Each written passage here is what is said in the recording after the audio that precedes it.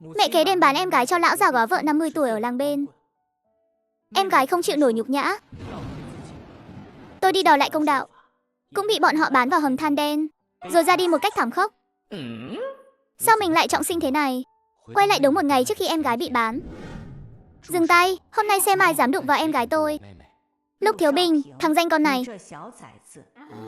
Mày còn dám bảo vệ cái đồ hàng lỗ vốn này à? Nó ăn bả mồm bán nhà này mười mấy năm rồi. Giờ là lúc nó phải báo ơn. Nhân lúc lão già góa vợ làng bên còn đang ham hố, mau gả con danh này qua đó cho rồi, để đổi lấy chút lương thực cho gia đình. Bây giờ đang là năm đói kém, có người chịu bỏ tiền mua cái thứ lỗ vốn này. Đó là phúc đức 8 đời rồi đấy. Mẹ kế Liêu Tố Phương đang lôi kéo em gái Lục Thu Tuyết. Bên cạnh còn có thằng em kế Lưu Chí Thanh trợ giúp, định bụng nhét em ấy vào bao tải. Kiếp trước mẹ ruột mất sớm, lão già nhà tôi cưới mẹ kế Liêu Tố Phương về, bà ta còn dắt theo đứa con riêng Lưu Chí Thanh qua nhà. Từ đó trở đi, tôi và em gái không chỉ phải giặt giũ nấu cơm mỗi ngày, mà còn ăn không đủ no mặc không đủ ấm, bị cả ba người bọn họ sai bảo như trâu ngựa. Sau đó gặp đúng năm đói kém, Liêu Tố Phương còn lén lút đem bán em gái tôi đi. Em gái không chịu được nhục nhã, gieo mình xuống sông tự đăng xuất. Khi tôi đi đòi lại công đạo, cũng bị bọn họ bán vào hầm than đen, rồi ra đi thảm khốc nơi hầm mỏ. Trời cao có mắt, nay tôi được sống lại một đời. Mọi nợ máu ở kiếp trước, tôi sẽ đòi lại gấp trăm lần. Lục Thiếu Bình ánh mắt lạnh lùng, anh xoay người tung một cú đá, đá bay cả hai đứa bọn họ ngã xuống đất. Sau đó kéo mạnh Lục Thu Tuyết ra sau lưng mình, rồi ân cần trấn an. Đừng sợ, có anh ở đây rồi. Không ai được đụng vào em đâu. Lục Thu Tuyết khi đó mới chỉ 18 tuổi, vốn đang bị dọa cho sợ hãi đến mất hồn mất vía. Giờ đây nấp sau lưng anh trai, cảm nhận được hơi ấm từ người thân duy nhất, lúc này mới dần bình tĩnh lại. Cô bé ngoan ngoãn gật đầu. Liêu Tố Phương và thằng con cũng bò lồm cồm từ dưới đất dậy. Nhìn thấy điệu bộ này của Lục Thiếu Bình, liền hung hăng mắng nhiếc. Lục Thiếu Bình, mày ăn gan hùm mật gấu rồi à? Mà dám đá cả bà già này. Tao là mẹ của mày đấy, là bậc bề trên của mày. Cái đồ bất hiếu này, mau quỳ xuống nhận lỗi ngay. Hừ, nhận lỗi. Nhận cái lỗi gì chứ? Bà muốn bán em gái tôi, nó mới là con bé 18 tuổi, bà lại dám chòi nó đi đổi lương thực. Người phải quỳ xuống nhận lỗi chính là bà. Hành động của Liêu Tố Phương và Lưu Chí Thanh, cả hai trợn tròn mắt, như thể vừa thấy ma giữa ban ngày. Thằng danh con này bị làm sao vậy? Trước đây nó chỉ biết hèn nhát van xin, từ bao giờ mà nó lại cứng rắn thế này? Liêu Tố Phương tức đến nghẹn họng, mặt mày tái mét như gan heo. Được lắm, Lục Thiếu Bình, mày đủ lông đủ cánh rồi phải không? Nếu không có tao lo liệu cái nhà này bấy lâu nay, thì mày và con nhãi danh kia đã sớm đăng xuất vì đói rét rồi. Giờ trong nhà chẳng còn hạt gạo nào, để cái đồ ăn hại này cống hiến trước cho gia đình. Mà mày định làm loạn à? Thấy mẹ mình bắt đầu mắng nhiếc, Lưu Chí Thanh liền vội vàng hùa theo, bày ra vẻ mặt vô cùng khổ tâm. Đúng đấy anh trai à? Hi hi, nếu không phải vì anh em anh, thì mẹ em có vất vả thế này không? Giờ bán cái đồ ăn hại này đi, nhà bớt đi một miệng ăn, bớt phần gánh nặng. Mẹ ruột anh cũng vì kiệt sức mà ra đi rồi, chẳng lẽ anh muốn cha ruột mình vì kiếm miếng ăn mà cũng phải đăng xuất nốt sao? Nói xong những lời đó, Liêu Tố Phương và Lưu Chí Thanh nhìn nhau, trong mắt lộ rõ vẻ đắc ý. Trước đây chỉ cần nói như vậy, thằng nhược tiểu Lục Thiếu Bình này sẽ nhụt chí ngay. Dù không cam lòng cũng phải thỏa hiệp. Chỉ cần nó gật đầu một cái, bọn họ sẽ lập tức lôi con bé đi bán luôn. Lục Thiếu Bình nhìn thấu sự toan tính của họ, nghe những lời vì tốt cho anh đầy giả tạo. Lục Thiếu Bình siết chặt nắm đấm. Kiếp trước chính là cứ thế này, hết lần này đến lần khác dùng tình thân để ép buộc, dùng đạo đức để bắt chẹt. Bây giờ tôi chỉ cần nhắm mắt lại là lại thấy hình ảnh Thu Tuyết đã đăng xuất. Lồng ngực đau thắt lại vì uất hận. Còn muốn nói là bắt cóc sao? Mơ đi. Hắn đột ngột ngẩng đầu, giọng điệu lạnh thấu xương. Hàng lỗ vốn, tôi thấy hai người mới là quân lỗ vốn. Tôi và Tiểu Tuyết tháng chạp rét mướt phải mặc áo mỏng, bà và con trai bà thì mặc áo bông ăn thịt. Không chỉ tiền tất của mẹ tôi bị các người chiếm đoạt, ngay cả ông bố hờ của tôi cũng bị các người lừa ra đồng làm việc, vắt kiệt mồ hôi nước mắt của ông ấy để nuôi hai con sâu bọ các người. Rốt cuộc ai mới là hàng lỗ vốn? Ai mới là loài sâu bọ hút máu? Loạn rồi, thật là loạn hết rồi. Thằng súc sinh này hôm nay muốn làm phản sao? Liêu Tố Phương tức đến run rẩy cả người. Tao nói cho mày biết, mày là con trưởng trong nhà thì phải biết nghĩ cho cái nhà này, nghĩ cho em trai mày nữa. Bây giờ là năm đói kém, để cả nhà có miếng mà ăn. Nó không đi cũng phải đi, muốn hay không cũng phải đi. Nói xong lời này, Liêu Tố Phương hung tợn vươn tay định tóm lấy Lục Thu Tuyết đang trốn phía sau. Trên mặt hiện rõ vẻ đắc ý ngang ngược. Khóc khóc, suốt ngày chỉ biết có khóc. Đồ ám quẻ, cái nhà này nghèo đi là do mày khóc đấy. Suốt ngày cái mặt đưa đám. Thứ xui xẻo. Nếu không phải tại thừa ra cái miệng ăn của mày, con trai tao đã cưới được vợ rồi. Mau theo tao đi, đến muộn người ta không thèm nhận nữa đâu. Xem tao có lột da mày ra không. Lục Thu Tuyết hét lên một tiếng kinh hãi, dốc sức trốn sau lưng Lục Thiếu Bình, nước mắt tuôn rơi lã chã. Em không đi đâu anh ơi, em không lấy chồng đâu. Mẹ, con xin mẹ, cho con ở lại đi mà. Lưu Tố Phương lộ rõ vẻ hiểm độc và đắc ý, nhưng ngón tay thô bạo sắp sửa tóm được cánh tay mảnh khảnh của Lục Thu Tuyết. Lục Thiếu Bình chộp lấy bàn tay già nua của Lưu Tố Phương, giận dữ quát, con mụ già này, cú đá lúc nãy chưa đủ đau sao? Mà còn dám đụng đến em gái tao, tao sẽ xử đẹp mày. Chỉ với cái thằng yếu xe như mày mà cũng đòi liều mạng với tao sao? Vừa rồi chẳng qua là bị mày đánh lén. Mày tưởng mình có thể lật kèo được chắc? Lưu Chí Thanh gầm lên giận dữ, cầm sợi dây thừng lao về phía Lục Thu Tuyết. Lục Thu Tuyết sợ hãi run rẩy, nắm chặt lấy vạt áo của anh trai. Lục Thiếu Bình chộp lấy đoạn dây thừng đó, cổ tay đột ngột phát lực, hung hăng giật mạnh ra sau. Lưu Chí Thanh ngã nhào, mặt đập xuống đất. Không đợi Lưu Chí Thanh kịp ngồi dậy, Lục Thiếu Bình tiến lên vài bước, giơ chân đá thẳng xuống. Cú đá này dùng lực rất mạnh, khiến Lưu Chí Thanh vừa mới nhổm dậy đã bị đá văng ra. Răng cửa đập xuống chỗ vừa ngã, tức thì xi dâu chảy ra ròng ròng. Át răng của tôi! Lưu Chí Thanh gào lên như lợn bị chọc tiết. Trong mắt Lục Thiếu Bình không một chút thương hại, chỉ có sự thù hận lạnh thấu xương. Anh thuận thế cúi xuống, dùng đầu gối đè chặt vào thắt lưng Lưu Chí Thanh. Đoạn dây thừng trong tay nhanh chóng quấn vài vòng quanh cổ tay hắn. Đồ chó, trước đây dám cướp đồ ăn của tao, mặc quần áo của mẹ tao để lại, giờ còn dám động đến em gái tao à? Xem lão tử có lột da mày ra không? Lục Thiếu Bình vừa mắng, vừa vung tay tát liên tục, nhắm thẳng vào cái gáy và khuôn mặt béo mầm của Lưu Chí Thanh. Tát trái tát phải liên hồi, tiếng bạt tai chát chúa vang dội trong phòng. Lưu Chí Thanh bị đánh đến hoa mắt chóng mặt, hai má sưng vù lên nhanh chóng, trông như cái bánh bao mới hấp. Hắn liều mạng vùng vẫy, nhưng cổ tay bị trói sau lưng, lưng bị đè chặt, hoàn toàn không thể dùng sức. Mẹ ơi cứu con với! Tác động chết người rồi. Lưu Tố Phương sững sờ trước biến cố bất ngờ này, cho đến khi thấy răng cửa của con trai lẫn với xi dâu phun cả ra ngoài, mụ ta mới bừng tỉnh, phát ra một tiếng thét thảm thiết. Thằng xúc sinh chết tiệt kia, mày dám động vào con trai tao! Mụ ta nhe răng múa vuốt lao lên, nhưng ngón tay gầy guộc định cào vào mặt Lục Thiếu Bình. Lục Thiếu Bình chẳng thèm quay đầu, lắng nghe tiếng dò đoán vị trí, trực tiếp lách người tung một cú đá. Hắn học đá thẳng vào mạn sườn Lưu Tố Phương. Lưu Tố Phương đau đớn hét lên, bị đá văng ngồi bệt xuống đất, đau thấu cả xương cụt. Lục Thiếu Bình đứng dậy, từng bước tiến về phía mụ mẹ kế đang ngồi bệt, ánh mắt lạnh lùng. Mụ già kia, thực sự tưởng tôi không dám ra tay sao? Hôm nay tôi sẽ đem những uất ức bao năm qua đòi lại cả vốn lẫn lời. Lục Thiếu Bình vung rộng cánh tay, nhắm thẳng vào khuôn mặt khắc nghiệt của Lưu Tố Phương, và cho mụ ta hai bạt tay nảy lửa. Lưu Tố Phương bị đánh tới mức hoa mắt chóng mặt, lỗ tai lùng bùng, nửa ngày không thở nổi, cho đến khi mụ ta định thần lại, liền vỗ đùi gào khóc như lợn bị chọc tiết. Úi trời ơi, tác động vật lý chết người rồi, không còn vương pháp nữa rồi, con trai đánh mẹ rồi này. Mọi người mau tới xem này, nghịch tử Lục Thiếu Bình muốn xử tôi rồi. Trời ơi, tôi đã tạo nghiệt gì thế này, nuôi ra một kẻ ăn chảo đá bát, dám ra tay đánh cả bề trên, thật là tàn nhẫn vô lương tâm. Tiếng gào khóc lập tức vang khắp nửa thôn. Hàng xóm nghe thấy tiếng mụ Tố Phương gào thét và nghe thấy từ đánh bề trên, ai nấy đều đứng ngồi không yên. Mấy người hàng xóm nghe tiếng chạy tới, chen chúc trước cửa nhà họ Lục cũ nát, ngó đầu nhìn vào bên trong, lập tức ai nấy đều sững sờ. Chuyện này là sao đây? Thiếu Bình đánh mẹ kế và em kế à? Đúng là mặt trời mọc đằng tây rồi. Ngay lúc mọi người đang bàn tán xôn xao, Lục Đại Dũng cũng vừa đi làm về, mặt mũi lấm lem đầy bùn đất. Chưa vào đến sân đã nghe thấy tiếng khóc lóc thảm thiết trong nhà. Tim lão thoát lại một cái, lão dào bước thật nhanh xông qua cổng. Nhìn thấy cảnh tượng trong phòng, đầu óc lão vang lên tiếng ong ong. Thằng danh con này, mày giỏi rồi đấy, dám đánh cả mẹ kế với em trai à? Tao phải xử lý mày. Anh em bình luận chúc mừng năm mới nào, để sang năm mới tiền vào như nước, phát tài phát lộc luôn. Không tin cứ thử xem. Anh em tin được không? Trong những năm đói kém, người ta túng quẫn đến mức phải đổi con lấy lương thực. Vậy mà gã đàn ông trước mắt này lại nỡ đem con gái ruột của mình bán cho lão già góa vợ 50 tuổi ở làng bên, làm con dâu nuôi từ bé, chỉ để đổi lấy vài chục cân gạo. Đồ xúc sinh! Lục Đại Dũng tức đến run cả người. Mày định làm loạn rồi đấy à? Ở nhà mà mày dám hống hách thế hả? Cái nhà này từ bao giờ đến lượt mày làm chủ rồi? Ngay cả mẹ kế với em trai mà mày cũng dám đánh. Có phải tiếp theo mày định đánh luôn cả lão già này không? Lục Thiếu Bình nhìn lão cha đẻ trên danh nghĩa này, trong lòng cảm thấy cực kỳ ghê tởm.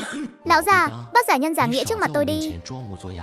Lúc hai mẹ con bà ta hợp sức bán em gái tôi, thì ông biến đi đâu rồi? Chuyện bán Thu Tuyết, nếu không có ông gật đầu, thì Liêu Tố Phương lấy đâu ra gan mà làm? Lời này vừa thốt ra đã khiến đám hàng xóm xung quanh xôn xao. Hả? Bán cho ai cơ? Lão già góa vợ hơn 50 tuổi ở làng bên đó.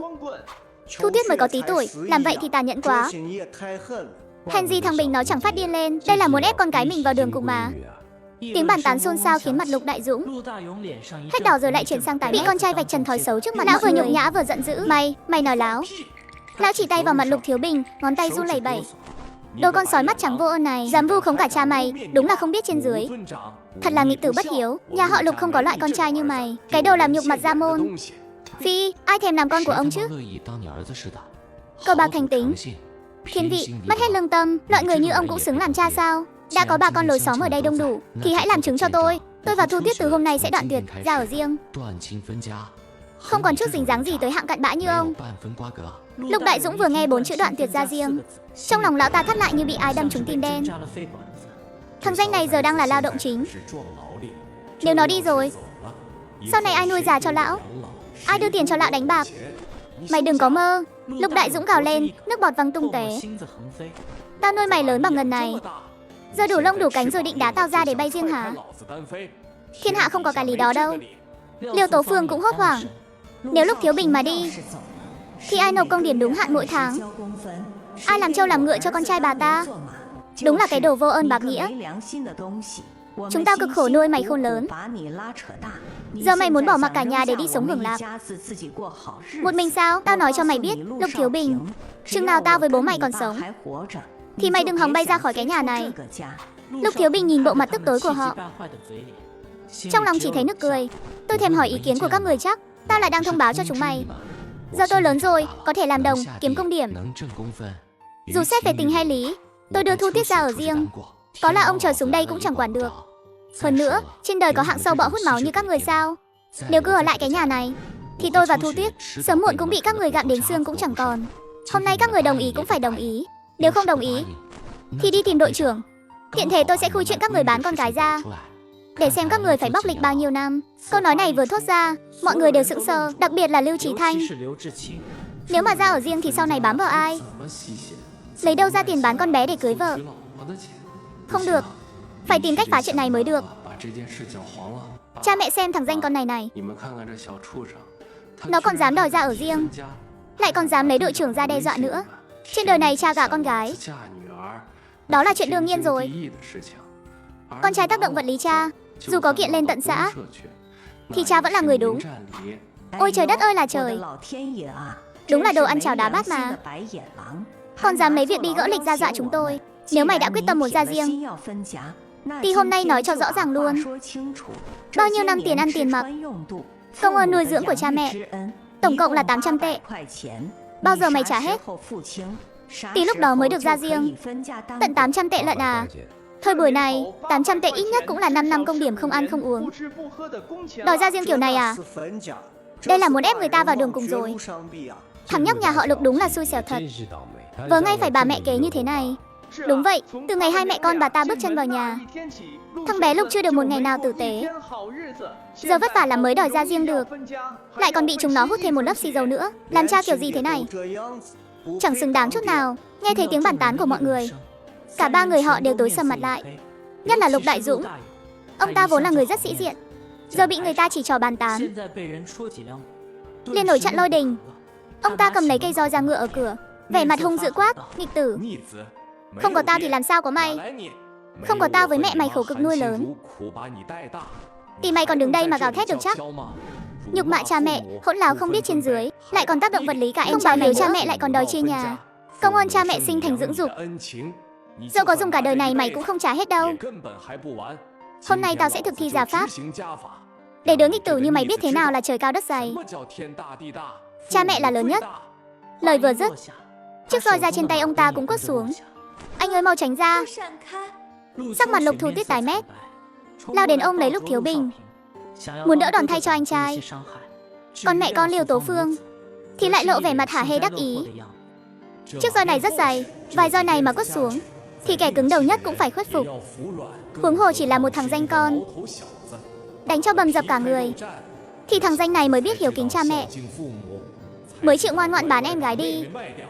Khi tất cả mọi người đều nghĩ Lục Thiếu Bình sẽ bị đánh cho ra bã, thì cậu lại nheo mắt lại, một tay tóm chặt lấy chiếc roi da đang quất xuống. Khoảnh khắc này ai nấy đều sững sờ, đặc biệt là Lục Đại Dũng, vốn tưởng quất một roi xuống, thằng danh này kiểu gì cũng phải xin tha, nhưng giờ nó lại như chẳng hề hấn gì, ngược lại còn tóm chặt lấy cây roi, ánh mắt hung hiểm nhìn chằm chằm ông ta. Hóa ra Lục Thiếu Bình trọng sinh đã có được sơn thần truyền thừa, không chỉ có không gian ngàn mét, mà còn có được vạn lý trường thanh công, cơ thể đã được sơn thần cường hóa. Roi da căn bản không làm cậu bị thương chút nào. Thằng danh con còn dám đánh trả sao? Tao là cha mày đấy, đánh mày là chuyện đương nhiên. Hôm nay không xử lý mày thì tao không mang họ Lục. Lục Đại Dũng lộ vẻ hung ác, theo bản năng định rút roi lại, nhưng chiếc roi không hề nhúc nhích, ngược lại bị Lục Thiếu Bình dùng lực vật ngã nhào như chó ăn phân. Ôi cái lưng già của tôi! Liêu Tố Phương vội vàng lao tới, hét lớn mắng nhiếc. Thằng danh con, mày điên rồi à? Đến cả cha đẻ mà mày cũng dám đánh. Ông ấy là trụ cột của cái nhà này đấy. Nếu đánh hỏng người rồi, mày có xứng với người mẹ đã mất của mày không? Lưu Chí Thanh cũng hùa vào quát tháo. Đúng thế, chả trách ba không ưa nổi hai đứa vô ơn các người, dám ra tay với cả cha đẻ, thật khiến người ta lạnh lòng mà. Lão già khốn khiếp này sức khỏe kém không chịu được đòn, vậy thì mày ra đây chịu đòn thay lão, con trả nợ thay cha là lẽ đương nhiên. Dù sao lão già này cũng coi mày như con đẻ, mày chịu thay lão vài roi, coi như là làm tròn đạo hiếu đi. Chưa đợi Lưu Chí Thanh kịp phản ứng, mấy nhát roi đã giáng xuống, hắn định né tránh, chui tọt vào góc tường, nhưng Lục Thiếu Bình đã tìm thấy một sợi dây xích chó, trực tiếp chòng vào cổ hắn, hoàn toàn không cho hắn bất kỳ cơ hội chạy thoát nào. Bao nhiêu năm bị khinh miệt, bị chèn ép và nỗi khổ khi bị bán vào hầm than đen, tất cả đều dồn hết vào cây roi, quất xuống một cách tàn nhẫn.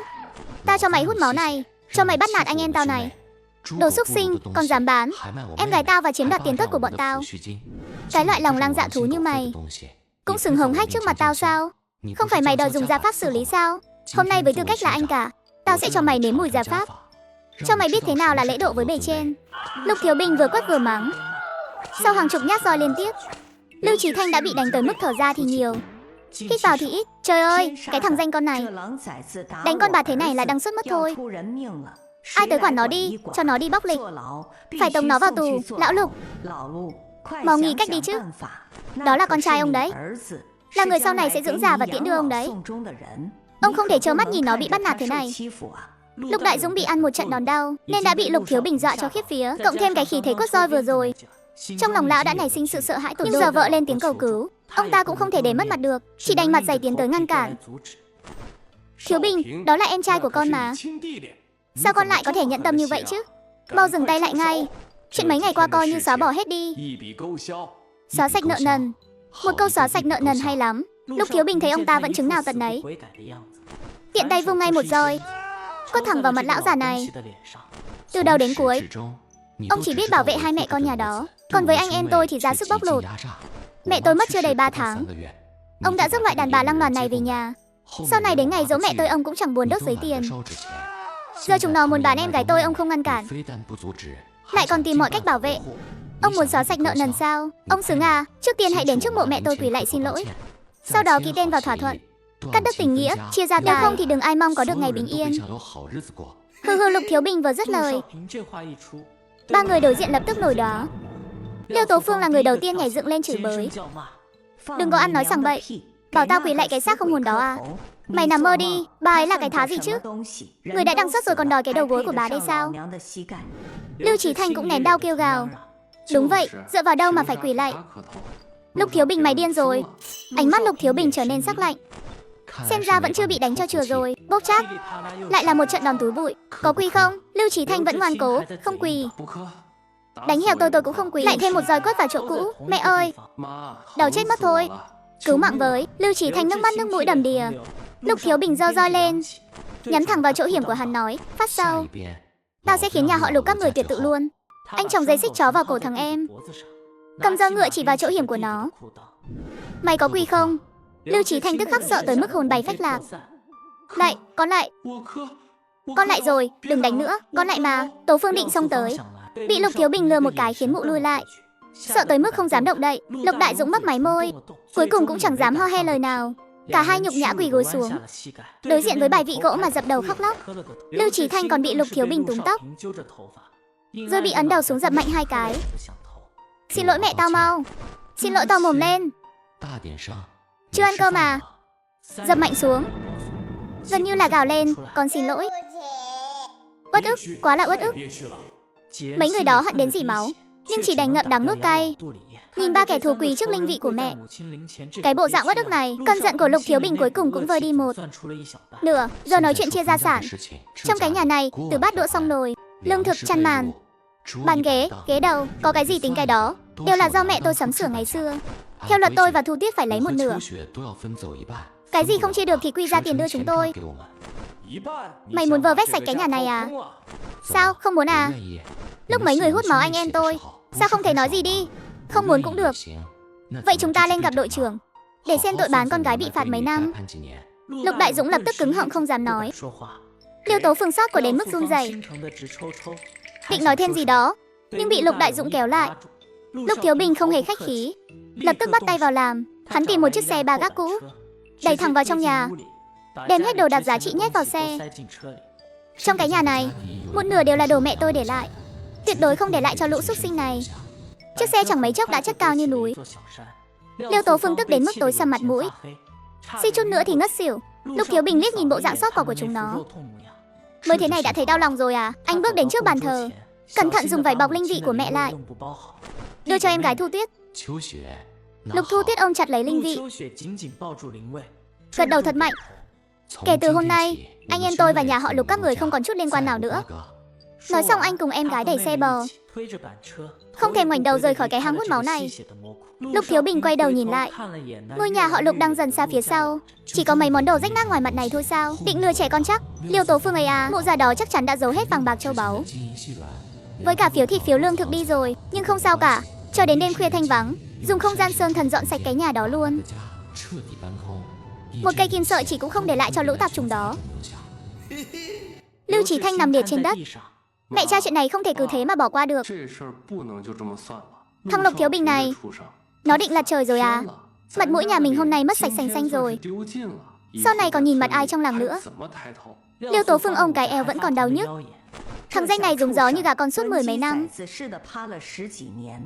hôm nay bỗng dưng lại cứng đầu thế. Tôi không tin vào cái sự đời này, phải dập tắt cái thói kiêu ngạo này của nó xuống. Nếu không sau này chúng ta đừng hòng sống yên ổn. Mụ ta thở hồng hộc, ánh mắt hiện lên vẻ hiểm độc. Giờ trong nhà sắp hết cái ăn rồi, con hàng lỗ vốn đó bắt buộc phải bán đi. Đợi thằng danh đó vắng nhà, chúng ta cứ thế trói người đem giao cho lão già góa vợ. Lục Đại Dũng ngồi xổm bên bậu cửa nói. Bà nói thì nghe nhẹ nhàng lắm, hôm nay còn chưa kịp đưa người đi, thằng danh con đó đã định liều mạng với mình rồi. Nếu mà bán Thu Tuyết đi thật, nó về không đốt cái nhà này mới là lạ. Đốt à? Nó phải có cơ hội đó đã. Ông tưởng tôi chỉ định bán mỗi con hàng lỗ vốn đó thôi à? Lục Thiếu Bình bây giờ cũng là mối họa rồi, không thể giữ nó lại. Chúng ta một là không làm, hai là phải làm cho tới, tìm cơ hội trói thằng xúc sinh này lại rồi xử lý luôn một thể. Xử lý luôn một thể? Ý bà là sao? Hầm than đen ở huyện bên không phải vẫn đang tuyển người sao? Nghe nói đưa một lao động khỏe tới đó có thể kiếm được gần 200 tệ đấy. Nếu tống được thằng danh con Lục Thiếu Bình vào đó, vừa có tiền vừa trừ được họa. Cái gì? Hầm than đen? Chỗ đó là mất mạng như trời đấy. Thu Tuyết cả đi thì thôi, dù sao Thiếu Bình cũng là con trai ruột của tôi. Con trai ruột? Giọng Liêu Tố Phương đột nhiên trở nên sắc lẹm. Bà ta chỉ vào vết roi trên mặt Lục Đại Dũng. Lúc này nó tẩn ông, có chút nào coi ông là cha không? Ông nhìn xem nó đánh Chí Thanh thành ra cái dạng gì rồi. Ông nhìn vết thương trên người tôi đi. Trong mắt nó, chúng ta là kẻ thù, mà ông còn vương vấn cái tình cha con đó sao? Lưu Chí Thanh cũng vội vàng bỏ tới. Đúng đó cha, sau này con sẽ phụng dưỡng, lo hậu sự cho cha. Con mới là con trai ruột của cha. Lục Thiếu Bình chỉ là hạng ăn chảo đá bát thôi. Giữ nó lại thì cả nhà mình bị nó báo hại cho đăng xuất hết. Tông nó đi thì nhà cửa mới yên tĩnh được. Lại còn có tiền nữa, hi hi. Đợi sau này con kiếm được tiền, chắc chắn sẽ hiếu thảo với cha. Liêu Tố Phương ở bên cạnh ra sức thêm dầu vào lửa. Đúng đó ông Lục, ông còn do dự cái gì? Chẳng lẽ định đợi đến ngày thằng xúc sinh đó phát lên rồi quay lại tiễn cả nhà mình đi sao? Nhân lúc nó còn chưa đủ lông đủ cánh, mau ra tay đi. Lục Đại Dũng nhìn Chí Thanh đang khóc lóc, lại sờ lên vết thương trên mặt, nghĩ đến ánh mắt tàn nhẫn vừa rồi của Lục Thiếu Bình. Trong đôi mắt đục ngầu lóe lên tia tàn nhẫn. Được, cứ làm theo lời bà đi. Lục Thiếu Bình đẩy xe bò. Lục Thu Tuyết ôm chặt bài vị của mẹ, lặng lẽ đi theo sau anh trai. Đến trước cổng ủy ban đội, đội trưởng Từ Đại Cường đang ngồi sổ mai liềm ở cửa. Nhìn thấy cảnh này, Thiếu Bình à, cháu làm gì thế? Chú Tư, cháu đã tách khỏi nhà họ Lục rồi, qua đây làm thủ tục. Tiện thể muốn hỏi xem trong thôn còn căn nhà nào trống không? Có thể cho anh em cháu thuê để ở nhờ không ạ? Chú Tư nhìn đống đồ đạc thảm hại trên chiếc xe kéo. Nhìn vẻ kiên định vẫn chưa tan trên mặt Lục Thiếu Bình và đôi mắt sưng đỏ của Lục Thu Tuyết. Trong lòng chú đã hiểu được 8-9 phần. Chú vốn đã nghe phong phanh chuyện rắc rối nhà họ Lục, nhưng việc gia đình người ta thì người ngoài khó xen vào. Đáng lẽ phải tách ra từ lâu rồi. Cái nhà đó chẳng có gì hay ho để nhắc tới. Thủ tục để chú làm cho. Thủ tục được giải quyết rất nhanh. Chú Từ nhanh nhẹn đóng dấu, đưa tờ giấy chứng nhận cho Lục Thiếu Bình. Cái sân nhà ông Trần ở đầu làng phía đông đang trống. Ông ấy theo con trai lên thành phố rồi. Nhờ chú trông nom hộ. Sân vườn hơi cũ một chút, nhưng vẫn còn ở được. Nếu các cháu không chê thì cứ ở tạm đó đi. Tiền thuê thì cứ đưa ít lương thực là được. Cháu cảm ơn chú Tư. Sau này việc đi làm công điểm, chú Tư cứ yên tâm. Công việc cần làm cháu sẽ không thiếu một ngày. Chỉ là cháu muốn mượn chú một thứ. Thứ gì? Cái đồ chơi săn bắn cũ kia chú cho cháu mượn một thời gian được không? Cháu muốn vào núi thử vận may, kiếm chút đồ bồi bổ cho Thu Tuyết. Chú Tư có chút ngạc nhiên. Thanh niên trong làng biết dùng đồ chơi săn bắn không nhiều. Cháu biết dùng cái thứ đó à? Trong núi không an toàn đâu. Cháu từng học mấy ngày với một người họ hàng xa. Cháu biết tự lượng sức, tuyệt đối không làm liều. Chú Tư trầm ngâm một lát, quay người lấy từ trong nhà ra một món đồ chơi, trịnh trọng đưa cho Lục Thiếu Bình. Kẹo đồng không có nhiều, dùng tiết kiệm thôi. Nhớ lấy, an toàn là trên hết. Săn được hay không không quan trọng. Chuyện nhỏ thôi, ngươi phải lành lặn trở về. Cháu hiểu rồi, cảm ơn chú Tư. Lục Thiếu Bình nhận lấy món đồ chơi. Món đồ cũ kỹ này, dưới sự dẫn dắt của Sơn Thần truyền thừa, cấu tạo của nó hiện lên rõ mồn một. Có được những sản vật trong núi này chính là chỗ dựa để hai anh em cải thiện cuộc sống. Lục Thiếu Bình cẩn thận đặt đồ chơi lên xe ba gác rồi đi. Tiểu Tuyết, anh đưa em đi xem nhà mới của chúng ta.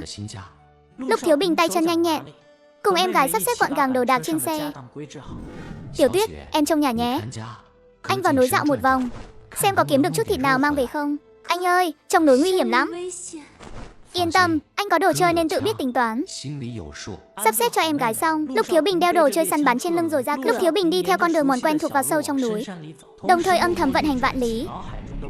Trường Thanh Công trong đầu, từng sợi linh khí đất trời xuyên qua lỗ chân lông toàn thân, đi vào cơ thể nuôi dưỡng kinh mạch. Sự mệt mỏi suốt mấy ngày qua bị quét sạch, cơ thể dường như cũng nhẹ nhõm hơn nhiều. Không ngờ linh khí trong núi này lại đậm đặc hơn trong làng nhiều.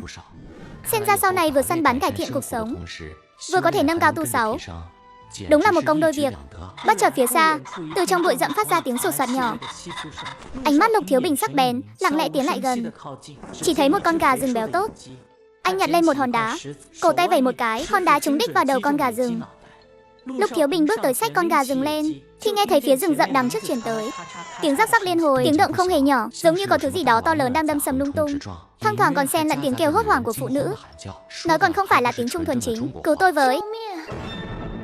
Nơi rừng thiêng nước độc này, sao lại có phụ nữ Mao Tử ở đây? Anh gạt bụi rậm rậm rạp ra nhìn, lập tức đứng hình. Trên khoảng đất trống phía trước, một mỹ nhân Mao Tử da trắng như tuyết đang bị một con lợn rừng khổng lồ đuổi theo. Con lợn rừng này ít nhất cũng phải 1000 cân. Đúng là lần đầu tiên thấy một cô nàng Mao Tử xinh đẹp như thế này. Con lợn rừng to lớn như vậy, nếu mà bị nó húc trúng thì chắc chắn sẽ bị húc lòi ruột mất. Cô gái Mao Tử đó cũng nhìn thấy Lục Thiếu Bình, giống như vớ được cọc cứu mạng, vừa khóc vừa dùng vốn tiếng Trung bập bẹ hét cứu mạng. Có lợn rừng, giúp tôi với. Khi cơ hội anh hùng cứu mỹ nhân đến rồi đây. Người phụ nữ xinh đẹp thế này phải mang về làm vợ mình mới được. Tránh ra, anh hét lớn về phía cô gái, cầm súng săn nhắm thẳng vào đầu con lợn rừng hung tợn. Đàn ông lên núi đi săn, một phát súng đã hạ gục con lợn rừng 1000 cân, lại còn cứu được một cô nàng Mao Tử, một đại dương mã đầy phong tình. Em không sao chứ? Anh giỏi quá. Con lợn rừng to thế này mà anh xử lý một mình được. Không sao, kiếm sống trên núi mà không có chút bản lĩnh thì đã làm mồi cho sói lâu rồi. Sao em lại chạy vào tận rừng sâu này một mình? Trong rừng nguy hiểm lắm, tranh thủ lúc trời chưa tối, em mau xuống núi đi. Nói rồi Lục Thiếu Bình rút con dao dựa mang theo người ra, chuẩn bị xẻ thịt và lột da con lợn rừng. Izena đột nhiên tiến lại gần, nắm chặt lấy ống tay áo của anh. Lục Thiếu Bình nhìn cô ấy, vãi thật. Em gái này mơ lên thật đấy. Em không còn nơi nào để đi nữa. Em tên là Izena. Trước đây cha em thường sang bên này buôn bán, nên em biết nói tiếng Trung. Giờ biên giới bị phong tỏa rồi, có xếp hàng cũng không mua nổi bánh mì. Em là người chạy nạn đến đây. Nước mắt cô ấy bắt đầu rơi lã chã. Cầu xin anh hãy mang em theo với. Em chịu khổ được. Việc gì em cũng làm được. Em ăn ít lắm, rất dễ nuôi thôi. Nếu anh bỏ mặc em, chắc chắn em sẽ đăng xuất ở trong rừng này mất. Cô ấy vừa nói vừa nắm chặt lấy tay áo anh, giống như đang bám lấy sợi phao cứu sinh cuối cùng. Mỹ nhân tóc vàng mắt xanh lệ nhòa. Đàn ông ai mà chịu cho thấu chứ. Giữa cái năm đói kém này lại nhặt được một cô vợ xinh xắn như thế này. Hi hi, còn có chuyện tốt thế này sao? Kiếp trước mình đã chịu đủ khổ cực rồi, kiếp này vừa mở bát đã được tặng một em gái Tây. Giữa năm đói kém này đúng là vớ bẫm rồi. Lúc Thiếu Bình nén lại sự dạo dực trong lòng, vẻ mặt giả vờ bình tĩnh. Được rồi, vậy cô cứ đi theo tôi. Chỉ cần tôi có miếng ăn thì cô không lo bị đói. Cảm ơn anh tốt quá. Anh đúng là người tốt. Hai người đang định xử lý con lợn rừng thì từ bụi cây bên cạnh đột nhiên vang lên một trận tiếng sột soạt. Có phải vẫn còn lợn rừng không? Izena sợ tới mức hét lên một tiếng, đột ngột ôm chặt lấy cánh tay Lục Thiếu Bình. Cả người cô ấy gần như dính chặt vào anh. Cô nàng Mao Tử này sao lại nhỏ bé thế nhỉ? Vừa nhếch nhác lại vừa mang vẻ đẹp lạ thế này. Đừng sợ, tiếng động nhỏ thôi, không phải lợn rừng đâu. Có lẽ là rắn đang ngủ đông. Cô lại gần tôi một chút, đừng để nó lao ra tầm một miếng thì càng rắc rối. Nghe thấy có thể là rắn. Izena càng sợ hãi hơn, gần như cả người đều dán chặt lên người Lục Thiếu Bình. Điều này khiến trong lòng Lục Thiếu Bình sướng rơn, nhưng ngoài mặt vẫn tỏ vẻ thản nhiên. Tiến lại gần nhìn kỹ, hóa ra là một con hổ con. Một bé hổ này đáng yêu thật, nhưng hình như nó sắp đăng xuất vì đói rồi. Izena cẩn thận bế hổ con lên. Lục Thiếu Bình cũng xoa xoa nó. Có lẽ là do khí tức của Sơn Thần Thuật, hổ con thế mà lại ngẩng đầu lên, phát ra những tiếng gừ gừ yếu ớt. Đây chính là con của chúa tể Sơn Lâm đấy. Đúng là buồn ngủ gặp chiếu manh.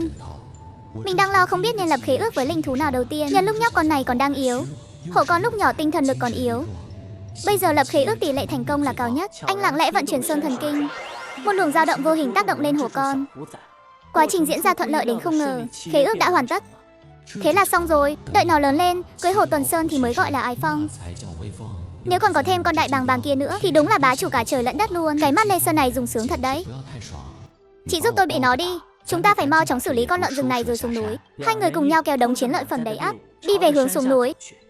Anh ơi, đây là lợn rừng à? Con chị này là ai thế? Chào em, chị tên là Izena. Anh gặp trên núi. Chị ấy chạy nạn đến đây, không có nơi nào để đi, sau này sẽ ở cùng với chúng ta.